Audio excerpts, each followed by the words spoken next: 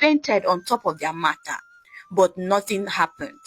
Then the couple decided to go to other sources to get solutions. Desperate times calls for desperate measures. They visited different witch doctors. They bathed in the river at night. They climbed mountain and did different sacrifice, but nothing happened. The evil that a man does lives with him. Before you know it, 1 month passed, 3 months passed, 6 months passed, and the couple were beyond frustrated and terrified. They had started to give up, thinking that maybe their daughters were gone for real. One day, Tamara received a distress call from the special boarding school. It was the head midwife in charge of the girls. "Hello, madam. Please, I don't know what to do anymore. One of the new girls that was brought in is seriously sick. We have tried all we could, but her situation is getting worse by the day," the old woman said. Tamara, who was still mourning the strange disappearances of her daughter, flared up in anger. "What do you mean? Is that what I pay you millions for? Are you expecting me to come and treat her by myself? Please, I don't have time for this rubbish. If you can't treat her, leave her, let her die."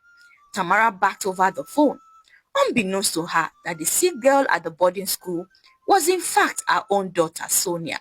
Sonia had asthma and had been on strict medication and diet for years. And now that she was stuck in the school without her right medications and diet, her asthma had flared up, making it difficult for her to breathe or even move. Every day, her life was slipping away, and the midwives couldn't do anything about it, as they didn't have the right medications. The head midwife, who couldn't bear the thought of losing another girl in the boarding school, kept calling Tamara for help, for her to bring a doctor to treat the girl, but she refused. She was too busy. She tried calling Priye too to do something, but he yelled at the woman not to disturb him.